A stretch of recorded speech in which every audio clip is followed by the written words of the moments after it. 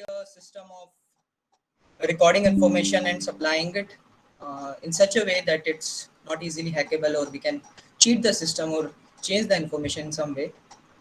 So, to enlighten us on this topic, we have invited Mr. Kshitij Pandey, who's a he's a computer science enthusiast and an entrepreneur, and he has he's very good at creating algorithms, as well as he's a very curious person in science and tech fields, and which makes him a very good knowledgeable person. He has participated in various hackathons where he have achieved a par heights with his achievements. His achievements were also praised by Shri Prime Minister Narendra Modi as well, and also he has been a TEDx keynote speaker. So these things are enough for him as an intro, that he's one of right choice for us to give insight on this topic. So that's from my side, and now I would like to invite Sir Mr. Kshitij Pandey. Please, over to you, sir. You can Hey, thank unmute you. Thank yourself. you so much, Aditya, for this introduction. By the way, you all can call me Kshitij. That's perfectly fine with me. By the way, just quickly going deeper into this topic, what blockchain is all about, and what cryptocurrencies, or how you can become a blockchain developer in this current scenario. What are the things around? We are going to cover this quite of an insight in this webinar or session, right? So quickly giving a quick gist about blockchain. So what I see blockchain as, if for me it is just like a database which is immutable or hard to breach in, right? So ultimately blockchain is getting around this theme. You have a data which you need to secure, and blockchain is an option where you can host your data to get it to be safe, non-hackable kind of a thing, right? So how blockchain builds up? So blockchain is nothing but a blocks interlinked with each other, and interlinked in such a manner that if some mutability happen in any of the blocks, other blocks will get failed. If I need to quickly show you some sort of a demo to you, let me just share my screen. Sure, sir. Can you see my screen? Yes, sir. It's visible. Perfect. So blockchain, a block looks something like this, where you have a block, a nonce, a data field, details about previous block, and the current hash of the block, right? What block number? It's just like an ID for this particular block. Nonce is a number for which all the miners are fighting for. So a block gets popped into a blockchain when a miner solves a cryptographic puzzles or put something at stake. And once that thing gets verified, or kind of a validated, then a block gets popped up. So this is some sort of a puzzle which miners usually solve to get their block inside a blockchain. And we have this data, previous hash, and the current hash. One interesting thing about this block is that if your hash has this first 40, then only this block is valid block, unless it's not a valid block. So let's say if I'll try to add in some data here, we can see the hash of the other blocks have changed up, and this 40 have gone away from it, right? And if I need to then again validate it, I need to again mine those blocks to get this data validated, get this data correct. So eventually it will get mined, and then once it is mined, I need to mine next block in the following manner. Eventually that will create a loop for me, and I need to mine a lot of blocks. That is technically not possible, and hence you cannot breach any blockchain database, and that is why it is used for uttermost security purposes, right? So if I need to show you a quick PPT around it, what blockchain is all about. So one of the first use of blockchain, not first use of blockchain, but significant use of blockchain, which is still very relevant in the market and we all have heard about, is Bitcoin. People used to call Bitcoin was found by Satoshi Nakamoto. So basically, Satoshi Nakamoto released an white paper released and published a paper around Bitcoin, which is a peer-to-peer electronic cash system, and it was created so that one person doesn't need any kind of a financial intermediaries to do transaction. If there would be no aggregator between any transaction, the transaction would eventually get faster and the cost will go really low. And that is why Bitcoin was created, right? And Bitcoin used to follow one of the basic characteristics of blockchain and hence was very widespread in this networking community, right? So how blockchain really works, right? So we have two type of concepts here: proof of work and proof of stake. What basically these things are. So basically, just to as I told you, just to get your block placed in the blockchain, you need to put in some effort, right? So those effort are basically placed in two kind of a manner: proof of work, proof of stake, right? So proof of work is nothing but where a miner solves a cryptographic puzzle to get its block secured in the network, yeah, to get its block popped in the network.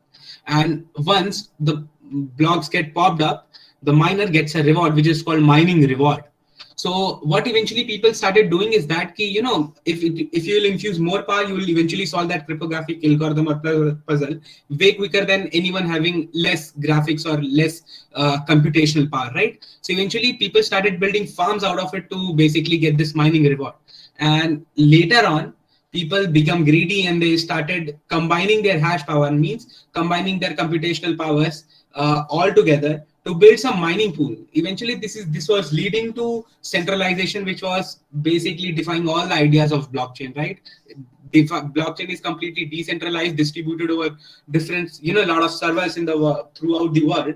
And basically, if you centralize the power to obtain Bitcoin or whatever cryptocurrency which are working on proof of work, will eventually dissolve that complete vision, right? So that's why a new solution came up, which was basically proof of stake, right? So what happens here is that basically, just to get your node validated in the network, one needs to put in some cryptocurrency as in stake, right? If and so that the node should get validated, right? One thing here is that if the more crypto you place there as in stake, the proportional chance of you will have to get that particular node validated in that chain, right? So once your block gets validated in the chain and minted as a block, then you earn a block reward as a fleece. One more interesting thing around this proof of stake is that if you will just stake some of your crypto, right, and trying to add some fraudulent data or do some fraudulent transaction through it, pop some new data into it, and if something is verified and validated found, so then your amount will be slashed and will be completely gone up from your access, right? So that basically happens to maintain a correct behavior of the node and the chain, right? So this is proof of stake model. And let's say if you get the crypto with you, you get the mining reward, you earn something, where you are going to store it.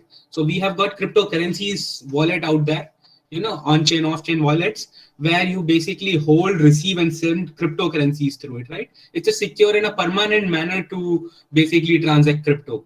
We have two concepts here when we talk about crypto wallets. We have this public key and private key with us, right? Public key is something which is your address, right? It's just accessible to everyone and people can use it basically to point you to send money, right? So if you need to send some cryptocurrency to someone, you need to have his public keys and you can just quickly send him cryptocurrency with your wallet. But just to do that particular transaction, right, from your wallet, you need to have that private key. Let's say if I need to send someone cryptocurrency, I have his public key and I paste his public key. Now, once I need to do the transaction, I need to put in my private key to access my money and to do the transaction completely.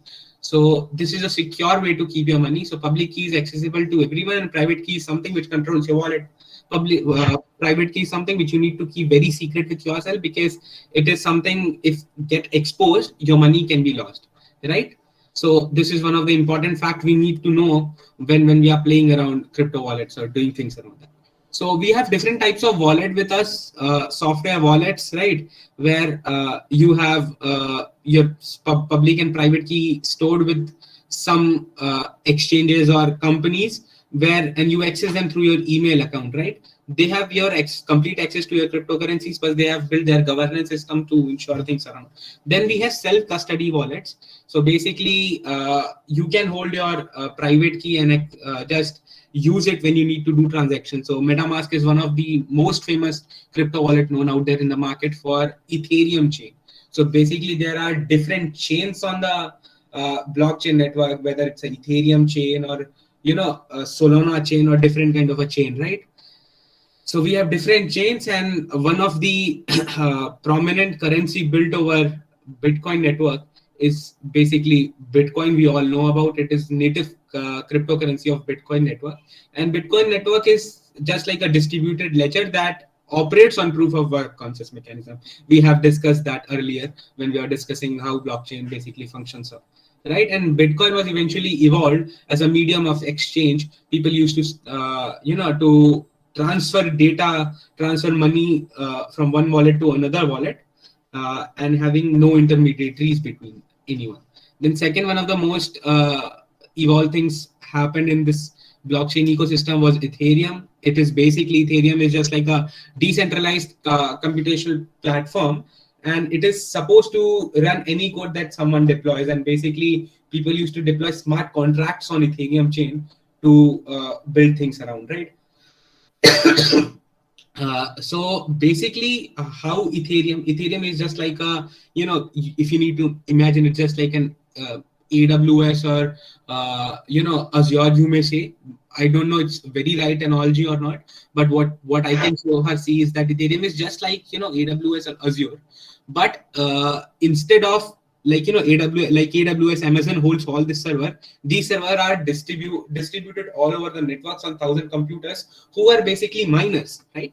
So these are, so when a person used to mine, let's say if I need to mine ether, right? I'll set up a Ethereum node, right? And to mine that, just to start mining, I'll first install all those data, all those decentralized, ledgers into my computer. And whenever I'll be mining, I'll be hosting that data, right? So whenever I'm accessing that chain, I am downloading all those data, and hence Ethereum used to follow this model to host, codes around the world through these decentralized servers. Ether is basically a native cryptocurrency of this Ethereum network or Ethereum chain, we can say, right? So it is something like that. And smart contracts are basically the application which runs on this decentralized blockchain, such as Ethereum network, right? Mostly smart contracts are used to, be written in Solidity, right? And people used to host it on Ethereum chain. That is how it generally functions up in the market, right? Now, if I quickly need to tell you what are basically, if you need to become a blockchain developer, what are technologies you should master it, or maybe kind of you need to go through around. So if I need to tell you, there are two types of kind of a development line in this blockchain. What so far I can see, it's the application developer people who basically develop applications on the chain, right? So let's say you have this Ethereum chain or Solana chain, and you use technologies to build application on particular on these chains, right? So just to be that kind of a person, you need to learn how to build smart contracts, right? Smart contracts, as we discussed, are just like an application. And the basic thing about these smart contracts are that a transaction is completed when a certain criteria happens up, right? It's just like a regular contract hosted on a server, which computer understand and completes and validates the transaction when every criteria required is fulfilled or satisfied, right? So this is how this functions above smart contracts. So if you need to build smart contracts, one of the prominent technology use this Solidity, right? You can build a lot of things with that. And apart from Solidity, you need to use JavaScript to actually mix that app with an actual web application, right? So you can have this blockchain functionality wrapped with Solidity, right? And you need a interface or kind of a module to function around, and that can be provided by JavaScript or Python, you may say. But on the other hand, you have this line where you want to set up your own chain, you want to build your own cryptocurrency, or my kind of a just deploy your chain and build things around that. Then you use Golang kind of a languages, C++ and Rust, and then explore this field where you can build your chain and do things around that, right? So uh, people have built their own chain, like, we commonly know this name Polygon Matic, and people in this market, Vitalik Buterin, who created Ethereum chain. So you can build on chains like them, right? But on the other hand, if you need to build some kind of a decentralized app or kind of a thing, then you can, on an existing chain using some chain, then you can use Solidity, JavaScript, and Python to get those things done, right? Now, let's say now few other technologies which are basically involved in this blockchain development segment is Truffle and Ganache, right? So what basically Truffle is? So Truffle is basically kind of a platform. It's basically a framework actually to host your applications, smart contract applications, you may say. If you need to host them, if you need to build them and test them, you can use Truffle framework to get this thing done. And on the other hand, when you need to host them and kind of a private network, you may say, where you want to see how this app is going to behave on the chain, so you use Ganache for that. Ganache basically get used for just identifying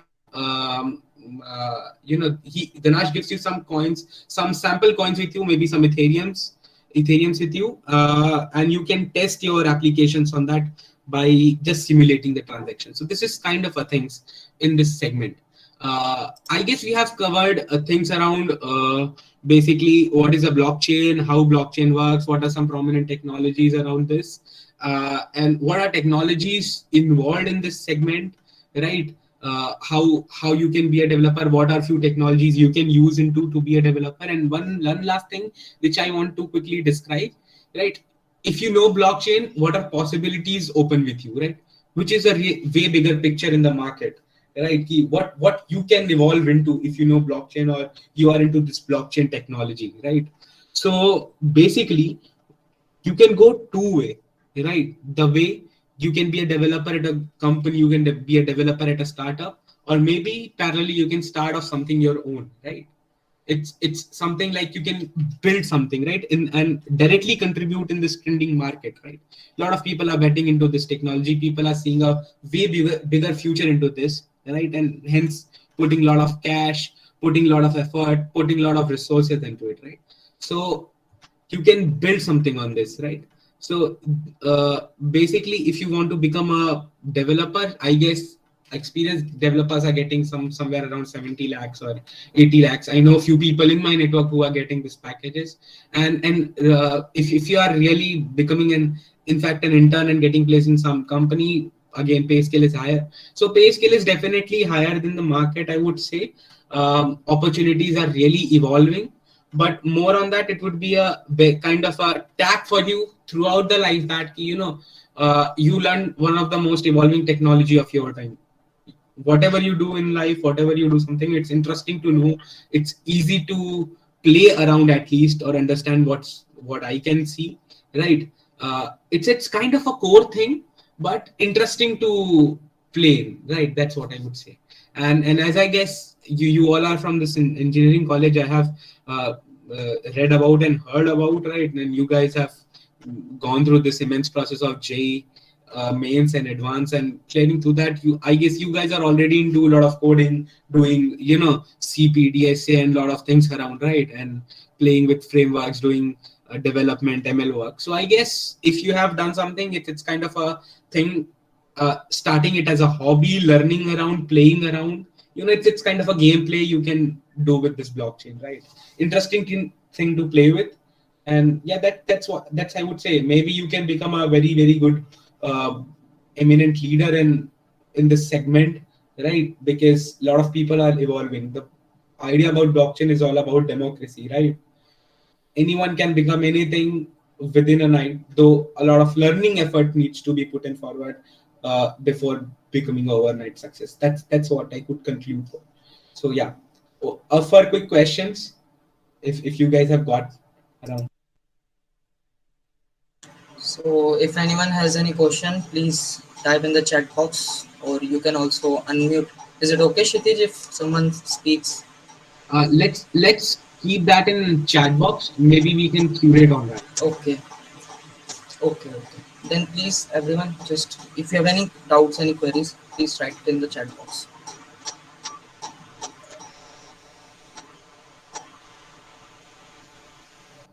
Just one request, whenever asking question, try to be really specific around the problem or maybe the doubt around which you are asking, so that it would be really helpful to me answer those questions.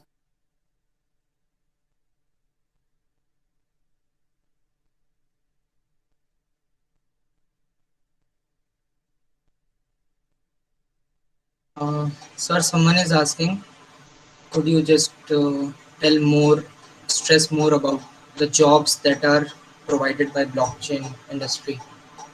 So Means, basically, it's uh, kind of I it's basically if I need to explain you, I would go this way, right? Ki there is no fixed kind of a segment in this blockchain to get a job, right? Blockchain is such a evolving thing ki, new kind of a roles or new kind of a, opportunities are coming around, right? It's all about the understanding of technology, right? If you know blockchain, if you know how it works, if you know how to code on that, right? So as I told you, you can be an application developer, right? Where you can explore more on, right, ki how to build technologies on the chain, right? On top of chain, right? Or on the other side, you can be a developer who contributes in building the chain. So these two kinds of work line you may follow. There are a lot of other things, right, in this segment where you can work in company which is kind of a Web3 company working around, smart contracts. A lot of companies are shifting to Web3 or maybe becoming a decentralized company, are adopting smart contracts and, decentralized contracts on them, building D apps, decentralized organizations. So you can go with them around that, right? But one more interesting fact about blockchain is that once you get into understanding blockchain from the tech perspective, you explore a lot on the monetary perspective, because there are, kind of a hell lot of opportunity to build money out of blockchain, right? You have, these yield farming things and a lot of things you used to do. So you can explore those things. I mean, a lot of players in the market are making too much APRs, right? They're getting a lot of profits building just by playing around these things. So it is very exploratory topic to know about, right? I would stress, if I need to stress anything about right now, so I would stress to learn blockchain as an hobby, right? Not as a fundamental thing you need to do, but as an hobby. Cool thing है भाई, like it's just like a game. You Counter Strike खेलते थे तो like it's just like a given hour or so यार, मजा ही आता है करने में. So it's just like that. thanks for the insight, Kshitij. Also, since most of the people are from first year, they may ask the main question that arises: do you have any recommendations about some books or articles, whether YouTube channels or something like that? See, what so far I have, uh, learned all those technologies was by just Googling, right? So there are no rules in the world that I believe, no fixed rules to learn anything. Let me tell you a very basic concept about how a human perceive a thought, right? If I am communicating something and someone is grasping something, I am communicating what I want to hear and what I feel as the best, right? And the other person is grasping what he feels is the best for him, whatever his context is. mm, it's very rare that the context of two-person matches are while talking, right? So there is, every content in the market has a different impact on everyone, right? No content is bad kind of a thing, I would say. But the thing which worked out for me was that, I was into coding, I was doing things around, I was doing things in ML and evolving IoT and doing different stuff. So I was quite familiar with this documentation adoption of technology, right? So it was kind of a hobby for me to read documentation of coming up technology that I used to do in my free times, right? So that helped me a lot to understand these technologies, and then quickly just scrapping over or scrolling over YouTube, looking at different videos out there. A lot of videos are there, yeah. So looking at any video helped me basically to just understand these things. No fixed kind of a channel I saw. Whatever I believe, I saw in. And there is no hurry to do that as well. What I believe, there is no hurry to do that. You can evolve content. I mean, you look into different content and think of something of yourself, like you can, if you can find something lagging in all those content, you can basically go on internet, read about those specific topics and understand that and create one of yours. So I would say explore, right? So there is no fixed YouTube channels or books to follow. You can explore everything. Best thing and the most reliable thing is documentation. Read it. Since we have discussed blockchain, we have came to the idea also that it's not controlled by a single authority or party. It's like a democracy. So, what's your say about that? Large economies like USA would allow the grow of crypto. Not even USA, other countries. So basically, what so far I believe is that crypto or blockchain is an evolving technology still now, right? A lot of people are just testing in and out into it, right? They are looking into it, playing around with it, right? It is yet to be known whether these economies are going to accept it or not. But one thing is really I am sure about is that whether they are going to accept it or not, it is going to be present there, right? This kind of a ecosystem of crypto is going to be present there because it's the power of people which cannot be snatched from. It was underground for some time, came up, then became underground, then came up, still in light, may go underground and came up. So it's the matter of timeline, right?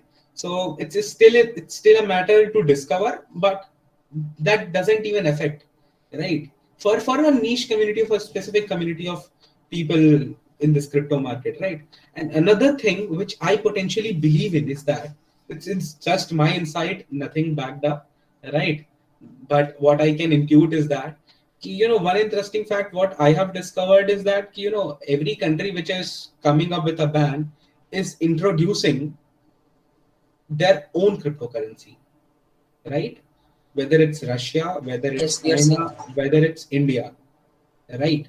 So eventually, what I see is that people are okay, trying to stop other crypto things around. No other chain should work in the market, but they are emphasizing on the blockchain technology. They want to adopt blockchain. So eventually, if there is crypto is going to remain here or not, blockchain is going to be a thing in the market for a long run. People have accepted its term, right? That is a thing. Yeah. I hope that answers the question. Yes, that's fine. Also, nowadays we are seeing the grow of NFTs and also how people investing in them and just going in that some of them are also becoming midnight millionaires also. So what's your say about that and what do you think the future of NFTs are? So again, future of NFTs is just like, I'm not really sure about how it's going to evolve. To be very frank, I haven't explored NFT much, right? Because I was still exploring. I mean, this crypto world or this blockchain network is so huge. I mean, NFT is just a part of this ecosystem, right? Crypto NFT are just the outproduct of blockchain, right? So same thing here. People used to mint, you know, those NFTs and basically they have a kind of a price tag of those NFTs, and it's kind of a supply demand game happening in the market, right? A lot of NFT used to grow daily and something like that. People are making money. What I have seen, but a prior research is already always needed on this segments, right? What is true? I mean, so a bigger market opens a bigger chance of forgeries as well, right? So you don't know which one is real and which one is a fishy kind of a event happening around, like Squid Coin we saw, right? It was a big event happened, but it was in the crypto segment, coin segment, not in the NFT segment. But what you cannot be really sure na ki what is going to happen. But one thing which I have heard about or maybe experienced about these NFTs or clubs are that NFTs are not just about holding that image or holding that property, right? there are two things attached with it. You have a content, you have a right on that, right? You own that content. So if someone is going to use that, you are going to get some royalty out of it. But another part of it is ki NFTs are building like a club, right? Like board ape club we saw, and so lot of kind of a club we saw. So people are actually building a very niche community or very closed community around that, where they are circulating uh, things. So that's what we can see. Also, it's kind of a club building kind of a scenario is going up, building a hierarchical system around that. So that's all I would say, right? A new question has appeared. Saminga Rao is asking, Sir, if the companies are moving towards Web 3.0, then there a end to web development? If yes, then till when according to you? If no, then how web development will survive in blockchain? Web3 is no related to dying of web development, right? How so? Just to do web development, what do you need, right? You need a framework, right? You need a database, right? You need a client language to distribute. I mean, to distribute your content and to connect people with backend, right? You need to do all those things in Web3. You can have I mean, you need to have JavaScript, or maybe HTML, CSS, or maybe any kind of interface to distribute. You are adding Web3 applications, like we have this Web3 dot storage and a lot of Web3 extensions to basically make query into blockchain based databases or kind of things. It's just a use case, right? So web development is nowhere going to die. New technologies are getting added into web development. That's how I would summarize it.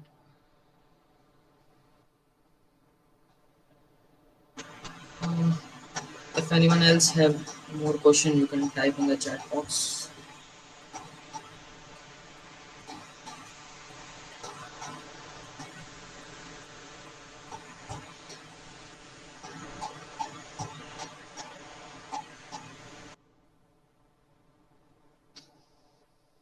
Sir, one question is right.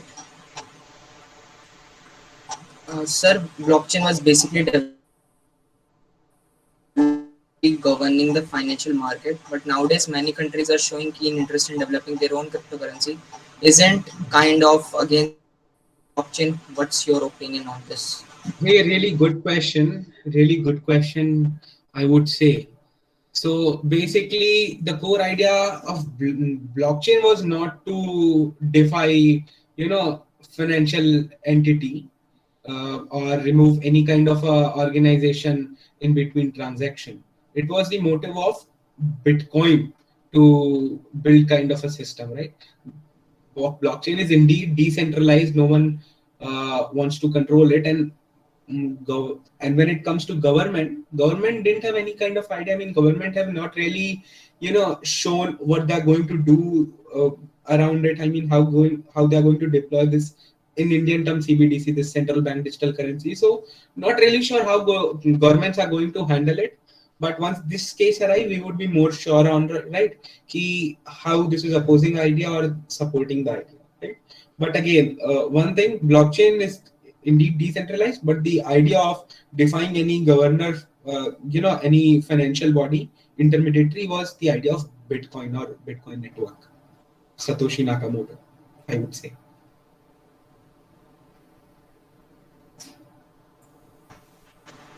I think the doubt the ship that had would be done would be done by this answer. Yeah. Anyone has any other question, please type in the chat box.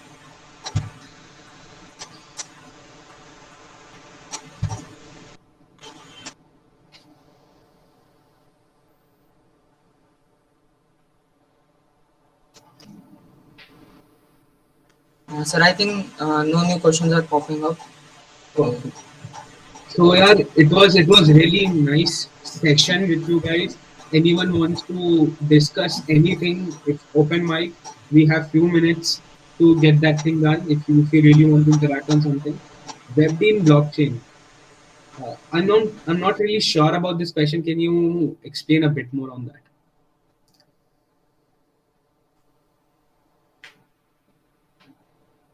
I think is asking about how web development in blockchain.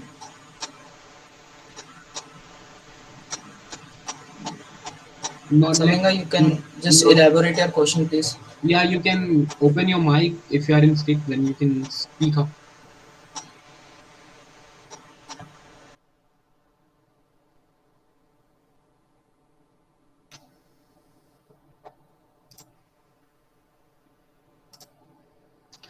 No issues. No issues. Uh, so cool. Thank you, Aditya, for hosting this event. Yes, You were you all were really nice people discussing things around, right? It was really a great pleasure for me to be a participant of this webinar or session. It was really a great thing for me as well to do these things around. Acha, one quick thing, if you all guys allow me. So one quick thing which I need to discuss is that I am building few things around blockchain or doing things around blockchain. Whenever I come with students, I just quickly want to discuss it, or maybe if it's come up in my mind. We were basically trying to build something around crypto to INR payment, right? It's just like where you hold some cryptocurrencies with you, right? And you can scan any UPI QR code to do a crypto to INR payment. So let's say you go to a shop, you have some cryptocurrencies with you, maybe XRP, Solana, or something, and you can scan any UPI QR code and directly pay through your cryptocurrency. The other person who has this UPI QR code is going to get their payment in their INR native currency. So how as a user you look up to this? Your suggestion or maybe some kind of a discussion over it would be much appreciated if that allows. sir, according to my thought, I think it's a good idea because I have my wallet of blockchain in MetaMask app, and I am also thinking that it's somewhat inconvenient when we want to make transaction through blockchain, especially when we want to make day-to-day transaction. For example, I want to buy a coffee. I usually pay using INR, using a UPI ID, or maybe a offline cash.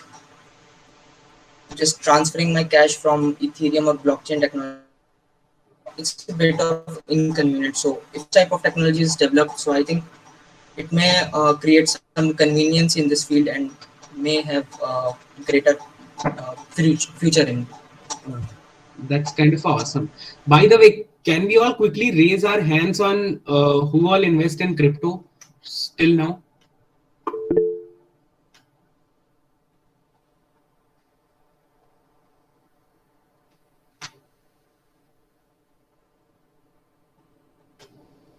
It's just 4 people, 5 people I saw. Now numbers are growing. Utkarsh, Shubham, Aditya, Yashit, and Devendra are the one who are basically Rishabh. Rishabh is the guy who is into this crypto investing. Really cool thing. That's really other guys. Anyone else? Quite awesome response to see. A lot of people are now started trying. Yeah, I guess I got some questions. Cool. Yashit, can you explain me more on this? Why you would be hesitant? You would love to understand this and maybe solve something around this.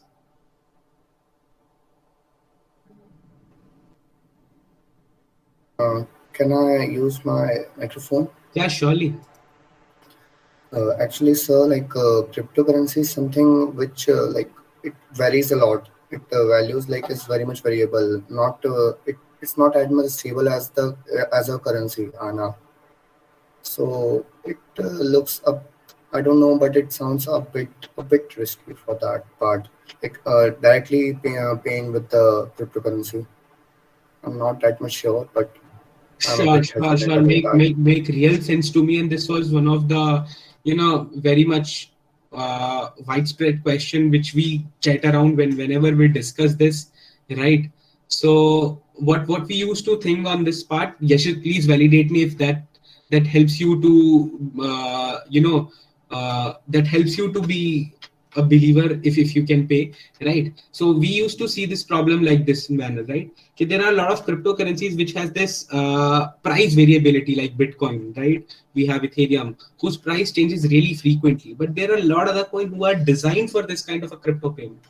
Cryptocurrencies were designed as a mode of payment class, right? Not as an asset class, but eventually it evolved as an asset, right? Not as an payment, right? But to just sustain that ecosystem, there needs to be payments or transactions happening around that, right? So this was the first thing. That's why we jumped into this problem to solve, right? Now we need to get that market understand about that thing, to let people come into and buy into the product, or maybe you start using cryptocurrency. What we started with is that we started providing around 20% return on their staked money. Let's say if you just stake, or maybe just store that cryptocurrency, which is which you can use anytime, by the way. If you can store that with us, we give you a 20% kind of a return, planning to give, not started. We are just discussing, and I thought if people are here, it's good to discuss with everyone, right? So so we are planning to give them 20% return on their stake money. Apart from it, that was just a compensation kind of a thing. But apart from it, really solve this problem, we were thinking it like this: let's say you have got your asset, right? Your cryptocurrencies, maybe Bitcoin or Ethereum, with you. So just to pay to the other person, let's say to a person who has this UPI QR code, what you can do, instead of selling that cryptocurrency, so eventually you are losing your cryptocurrency while doing crypto to your payment. So instead of selling that cryptocurrency or losing that cryptocurrency, you can stake that instead, right? You can place that key, hey company, just hold my cryptocurrency for this days, right? And do the payment on my behalf. The company does the payment in real time on behalf, and your crypto gets staked, right? And after some time, maybe a 10-day, 8-day, or whatever period you set, you can quickly return that money and get your crypto back with you, right? So it's kind of a hold and pay mechanism which we are brainstorming on. So what do you guys say on this? Or Yashit, this really solves your problem, or we need to evolve more on this? No, sir, it sounds kind of reassuring about that. Like if we are using it kind in like a loan as an asset, Yeah. so it sounds reassuring. It doesn't sound that much risky when you explain this. Makes sense. Yeah, thanks Yashit for this suggestion. It means a lot to us. You're welcome, sir. So cool, guys. Maybe we will be looping out in market sometime soon. I'll be in the touch with host and everyone, and we'll try to get in touch with you guys once again, discussing some interesting things around blockchain and doing stuffs around that. By the way, we will be needing a lot of students joining our network when we'll be building this new payment infrastructure, crypto to UPI payment infrastructure. We'll be needing a lot of help of students. So maybe I'll be reconciling all you back as my friends to help me with this, right? That would be great, Kshitij. We would be delighted to help. Awesome. Thanks for the today's session. It was very insightful, and also I'm pretty sure it helped everyone in the realm of blockchain, as well as getting more knowledge and uh, more idea about what's going around about this technology and how its services are affecting our day-to-day economics, as well as our services that we use in our life. So thanks again for providing us with this information and experience. Thank you so much, It was guys. a great Thank you so session. much. You all were a great audience. Thank you. Goodbye.